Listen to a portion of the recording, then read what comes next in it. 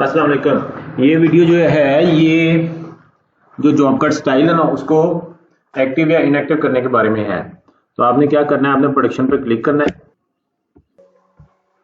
Production पे आपने click करना है और उसके बाद आपने सेटअप में जॉब कट स्टाइल में एग्जीक्यूट करना है। तो ये 2 आ रहा लिखे, जो 2 का मतलब है कि आपने उसको बंद कर दिया हुआ है, अब वो लिस्ट में नहीं आएंगे। और 1 का मतलब है कि वो ऑन है। जिस तरह अगर हम यहाँ पे नेक्स्ट करते हैं, नेक्स्ट कर करके आप अपने मुतलका पे जाएंगे, जैसे पैकिंग वाले पे जाएंगे तो उसका भी स्टेटस यहाँ पे 2 आ रहा होगा। 2 की अपना बजाय यहाँ पर 1 करके सेव करेंगे तो उसके बाद वो फिर जहाँ पे जॉब कट क्रिएट करते हैं वहाँ पे लिस्ट में आना शुरू हो जाएगा और वो जॉब कट बना सकेंगे।